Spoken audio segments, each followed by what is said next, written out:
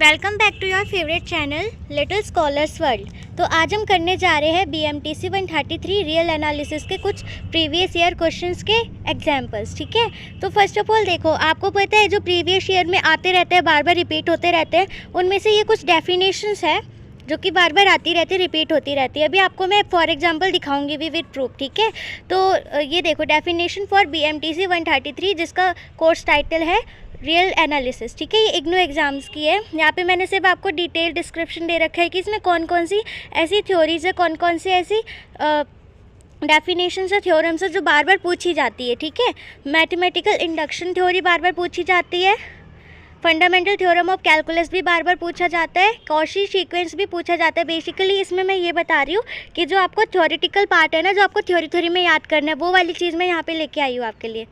और जो कैलकुलेशन वाला पार्ट है वो वाला भी बाद में आएगा, मगर पहले ये वाला देख लो। रीमन इंटीग्रल भी आता है, कॉन्टिन्यूटी भी आता है, convergence of a sequence of functions भी आता है, सीरीज ऑफ कन्वर्जेंस, इन सब की डेफिनेशंस पूछी जाती है आपसे आराम से। 5 नंबर की, 4 नंबर की, 3 नंबर की, 2 नंबर की। ठीक है, Cauchy's first theorem on limits, Taylor's polynomial पूछा जाता है, state the inverse function theorem 5 number का पूछा जाता है, what do mean by limit, what do mean by discontinuity, state intermediate value theorem using walls M's test, find the Maclaurin series, contraposition statement क्या होती है, स्टेट बोल्जेनो वर्स्ट्रेस थ्योरम क्या होता है, द प्रिंसिपल ऑफ इंडक्शन क्या होती है, state and prove Lagrange means value theorem तो बहुत ज़्यादा पूछी जाती है। तो अगर आप ये सारी चीज़ें जो है स्टेटमेंट ये सब याद कर लोगे तो फिर आपको अच्छा रहेगा, पासिंग मार्क्स तो आ ही जाएंगे। आप बस इतना याद कर लोगे ना तो पासिंग मार्क्स तो आ ही जाएंगे। जैसे किसी क्वेश्चन में पूछ दिया what do you mean by, sorry एक second,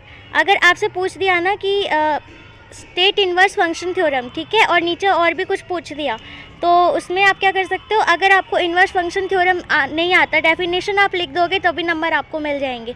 Cauchy's first theorem on limits के बेसिक पे अगर कोई क्वेश्चन पूछ लिया और आपको क्वेश्चन सॉल्व करना नहीं आ रहा, तो आप Cauchy's first theorem on limit लिख देना डेफिनेशन। उसके अगर 5 नंबर नहीं तो कम से कम 3-4 नंबर तो मिलेंगे ही आपको, है ना। But series of convergence find करो इसका, तो अगर आपको वो फाइंड करनी नहीं आती तो आप सीरीज़ ऑफ कन्वर्जेंस का डेफिनेशन भी लिख सकते हो। ठीक है, ऐसी काफ़ी क्वेश्चन आए हुए हैं, मैं अभी आपको दिखाती हूँ। ये फंडामेंटल थ्योरी ऑफ कैलकुलस भी आ रखी है, मैथमेटिकल इंडक्शन भी आ रखा है। अगर आपको नहीं आता और रीमन इंटीग्रेबल तो बार बार याद कर लो, बार बार, क्योंकि इन सब की अभी मैं डेफिनेशन नेक्स्ट वीडियो में लेके आऊँगी।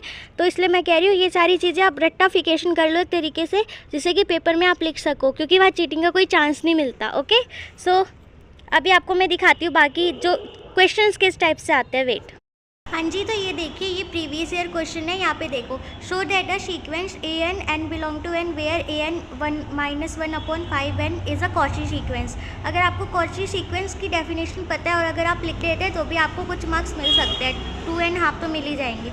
ऐसे यहाँ पे देखो पूछ रखा है state of fundamental theorem of calculus और टू इवेलुएट दिस। ठीक है, तो फर्स्ट ऑफ ऑल इन्होंने स्टेट द फंडामेंटल थ्योरम पूछा है, तो उसके तो मान लो 2.5 दे दिए और 2.5 इसके दे दे, तो आपको पासिंग मार्क्स की अवेलेबिलिटी है इसमें, है ना। तो वैसे ही देखो, कन्वर्जेंस ऑफ द सीरीज़, इसकी मैंने डेफिनेशन लिखवाई है, आप डेफिनेशन लिख के यहाँ पे यस लिख देना, है ना। और ये वाले देखो, ये जो कह रहा है ऊपर क्लोज और नॉट, तो देखो पॉलिनोमियल जो गिवन सेट होता है ना, polynomial is also a close set. ठीक है, और intersection is also a close set. Okay, और नीचे भी आपको दिखाती और बहुत सारे क्वेश्चन हैं इनमें। कॉन्टीन्यूस के ऊपर मैंने आपको करवाया है ना, इसमें कन्वर्जेंस के ऊपर भी है। ये रहा state Cauchy's first theorem on limits. ठीक है, तो यहाँ पे भी पूछ रखा है आपसे, तो ये भी आप लिख सकते हो। What do mean prove Riemann integrable hence show that, ये तो रीमन इंटीग्रेबल भी आप लिख सकते हो। ठीक है, तो ये सारी चीज़ें जो कि आप लिख सकते हो आराम से। फिर आ गया convergence of the following series, है ना। टेलर्स पॉलिनोमियल आ गया, इसकी भी आप डेफिनेशन लिख सकते हो। ऑन द एवरेज मैं आपको बस बता रही हूँ कि आप डेफिनेशन लिखने के क्या फ़ायदे हैं आपको, उसमें सिर्फ थ्योरी पार्ट है, याद करना है बस, और कुछ नहीं है। अभी ये पेपर नंबर 1 है, अभी पेपर नंबर 2 का भी दिखाती हूँ आपको। ये देखो, ये पेपर नंबर 2 है, यहाँ पे भी आपको क्या क्या दे रखा है, ये देखो। Wait, state the inverse function theorem, तो ये सारी चीज़ें आती है पेपर में। ठीक है, यहाँ पे फिर कन्वर्जेंट के ऊपर आ गया सीरीज ऑफ कन्वर्जेंट, ये मैथमेटिकल इंडक्शन थ्योरी आ गया इसके ऊपर, है ना। ये बहुत सारी चीज़ें जो कि आती है पेपर में। और यहाँ पे देखो, ये सारे इन सब में लिमिट एग्जिस्ट करती है कि नहीं, अप्लाई करने के बाद आप लिमिट की डेफिनेशन लिख दोगे तो आंसर आपको मिल सकता है बड़े आराम से। ठीक है, और डेरिवेटिव की भी वो है, डिसकॉन्टिन्यूटी का भी आ गया, ये कन्वर्जेंट का भी आ गया, और या कन्वर्जन सीक्वेंस इज़ बाउंडेड और नॉट, यहाँ पे आप कन्वर्जन सीक्वेंस की डेफिनेशन लिख के बता सकते हो। रीमन इंटीग्रेबिलिटी भी आ गया यहाँ पे, है ना। और बहुत सारी चीज़ें जो कि आ सकती है पेपर में। इसमें आ क्यों नहीं रही, ये test of convergence of series, ठीक है, ये हिंदी में है। अभी और दिखाती हूँ, वेट। ले देखिए आप इसमें पासिंग मार्क्स ला सकते हो। ये देखो बी का first part, state intermediate value theorem, define Cauchy sequence, है ना, ये सब दे रखा है। ले देखिए आप इसमें नंबर ला सकते हो, नंबर वो कर सकते हो। यहाँ पे फिर आ गया रीमन इंटीग्रेबल, यहाँ पे फिर आ गया series of convergence test, apply the Cauchy's integral test to evaluate, बहुत सारी चीज़ें। So that F is continuous, तो कॉन्टीन्यूटी की तो डेफिनेशन मैंने लिखवाई, अभी करवाऊँगी आपको, है ना। तो ये प्रूव एंड डिसप्रूव, ये सारी चीज़ें आती है पेपर में। Conversion sequence is a Cauchy और नॉट, ये सारी चीज़ें आती है, ठीक है। अभी और भी दिखाती हूँ। ये देखो यहाँ पे पेपर नंबर 3 में नीचे क्या दे रखा है, find a point wise limit of a sequence. इनके आपको पॉइंट वाइज लिमिट दिखानी है और सीक्वेंस कन्वर्ज है कि नहीं है, इसकी डेफिनेशन आप लिख सकते हो कन्वर्जेंस ऑफ सीक्वेंस की, है ना।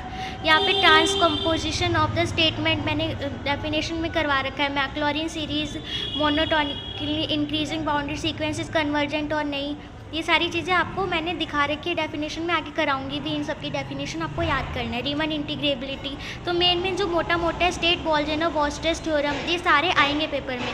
Using the principle of induction, मैं आपको मोटा मोटा बता दे रही हूँ कि आप डेफिनेशन लिख के पासिंग मार्क्स कैसे ला सकते हैं, ये कह रही हूँ मैं। और देखो आ गया state the prove Lagrange mean value theorem. ये ऐसे क्वेश्चन है जो बार बार रिपीटेड आ रहे हैं पेपर में, तो अगर आपको सॉल्व करना नहीं भी आ रहा ना, तो आप ये भी लिख सकते हो। ये लिखने के बावजूद आपको एग्जामिनर कुछ नंबर तो देगा ही। जो आपको 35 पासिंग मार्क्स है, वो आपको 40 to 45 आ सकते हैं आराम से, ये आप गारंटेड ले लो लिख के। सो आज के लिए इतना ही। अगर आपको वीडियो पसंद आई तो लाइक, शेयर एंड कमेंट करना, और अपने दोस्तों को भी सेंड कर देना ताकि वो भी देख सके। सो अब नेक्स्ट वीडियो में आपको डेफिनेशंस क्लियर करूँगी, ठीक है।